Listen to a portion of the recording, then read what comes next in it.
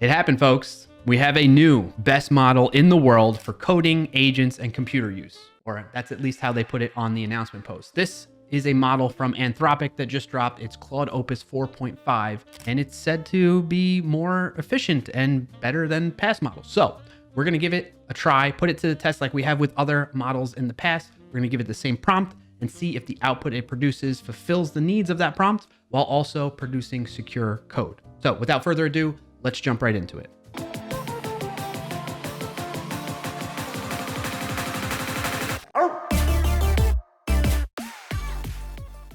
All right, for those keeping track, we have a new folder in the repository that's going to be labeled Claude Opus 4.5.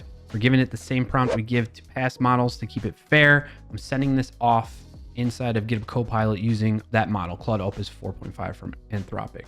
We need to enable that, and then it's off and running. Now, if you're not familiar, this is your first time tuning into a video from us covering this type of topic. The idea is I'm presenting the stakes that are pretty serious to the model to emphasize that it needs to be a secure application, production ready. And if it isn't, I'm going to be fired. You're fired! Right? I'm under this deadline, this pressure. Can you help me out type of thing? And it's a very vibe coded type of prompt intentionally so that we can see how well it performs against something limited context and details. And the idea is it's just going to create a simple note-taking application using Node.js, and it has to create, update, and delete the notes for us. So this is taking a little bit of time, as I would expect. It's going to ask me for permissions on things. So I'm going to step through this and we'll come back once it's done. Really quick, reached the point where I was asked if I wanted to continue because Copilot has been working on this problem for a while. It can continue to iterate, or you can send a message to refine your prompt, configure max requests. I chose to just continue. So see how it goes. We'll update you when we're done. All right, it's done. I ran into a couple of issues with it, just trying to, for whatever reason, npm install things. It was running all kinds of commands, and I finally just told it to skip because I can do that. I don't need it to do that for me. But in terms of what it produced, it says it's created a production-ready, security-focused notes application. Here's what it includes. I'm gonna spare you the details on this. All this off the top of my head looks similar to what we've seen in the past from other models, and it looks good on the surface. So I think we're okay here. There's nothing really standing out to me that's new or unique, but we'll see if we can run it, what it looks like, how well it functions, and then test the security of it next. So I'm going to go ahead and get things set up to run this application, and I'll show you the results of it running in just a second here. All right, npm installed, set up a custom env file, and then ran npm run dev. We have it up and running. It set up a database, and we can go to localhost 3000 in the browser. So let's switch on over there and see how things look. All right, so here we are in the browser, localhost 3000. Decent looking login and register view for the app here. Let's create an account. Let's say clarkyo@example.com. Password. Click register. All right, look at that. That was nice. We registered. It automatically logged us in. We see our name at the top here with a log out button capability and some functionality and UI for creating notes. Let's say this is our note title, some things to jot down, and then let's click save note. That worked very nicely. Can we edit it? We can. Quick update / edit. We update that as well. That worked successfully. Let's make a new note. 2. Well, we could search notes. That's the first I've seen that capability, I think. If I say test, look at that. Very nice, very functional. And then let's delete. We get a confirmation to delete. And last thing to check is log out, and then try logging back in. If I can remember my password. Yeah, there we go. And our notes are still there. Fantastic. So we have a fully functioning application. So Claude Opus 4.5 did a fantastic job there. Style-wise, it's pretty basic and standard, but for me, as somebody that's not really good at doing front-end design, this is a good starting point, and it's good enough for me. And then in terms of functionality, everything's working as we would expect for a simple application like this from a very limited prompt, remind you. So great job in terms of producing a fully functional application. Now, the next piece is to see how secure is the code that it wrote and the dependencies it chose to rely on to fulfill the needs of this prompt. So let's head on back over to the IDE and use Snyk to test the security of it. All right, we're back in VS Code Insiders here, and I have Snyk set up logged into my account and scanned for the open source dependencies and the code security. In terms of the open source dependencies that Claude Opus 4.5 chose, this resulted in one medium severity vulnerability that is introduced through the bcrypt npm package it chose to use here.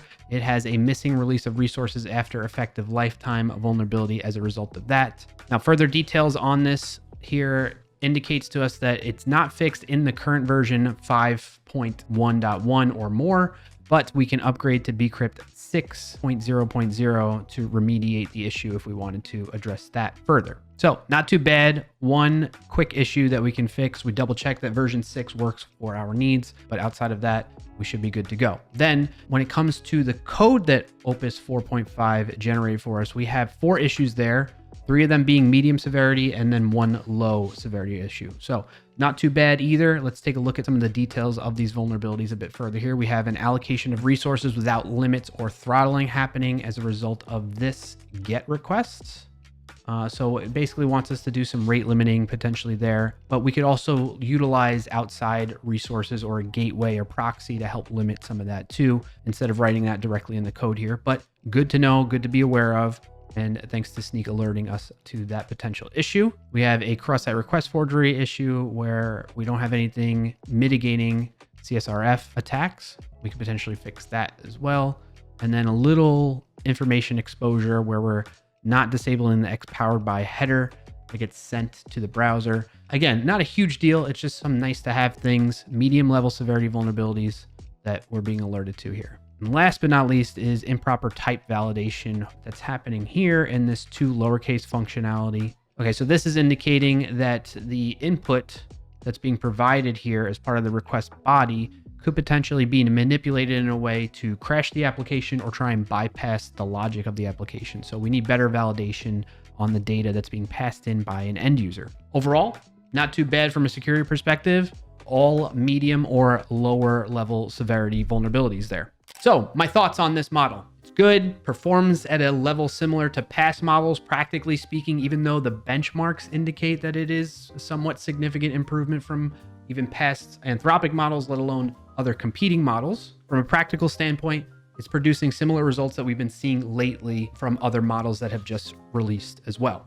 From a security standpoint, also producing and performing at a similar level in terms of what level of vulnerabilities and the quantity of vulnerabilities that we're seeing as a result of the code it generates and the open source dependencies it's choosing to leverage in the ecosystem that we're working within. So overall, generally pretty good results. It produced a functioning application that seems production ready to me. It has the full feature set that we would expect for that note-taking application. And I'm overall pretty happy with this. Now, where things start to differentiate in this phase of the AI journey that we are on in the world today. The differentiators right now that I'm seeing is the speed at which models can perform and give you output. So if it takes a long period of time, we're getting a little bit tired of doing that as developers. I at least personally feel, and what I'm seeing online from other folks that are reporting their active use of AI code generation tools like this. And we're also looking for models to operate more efficiently, meaning is it cost effective? So I'm getting the most bang for my buck for my subscription to that particular provider. And is it using my context window efficiently with what I'm inputting to it versus what it's outputting to me?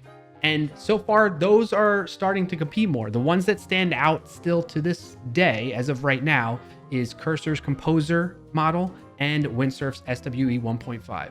Those are both super fast and they perform and produce results that are very similar to these models that I can at least see from a practical standpoint. But I'm curious, what are your thoughts? What are the models you're finding you're leaning on the most nowadays? Are you going to start jumping into using Anthropic's Claude Opus 4.5? Let me know in the comments below. On that note, that does it for this video. If you got value out of it, be sure to like it down below and share with somebody who could put it to use. And if you made it this far, subscribe to the channel so you don't miss out on upcoming videos. Thanks for watching and happy, safe coding, everyone.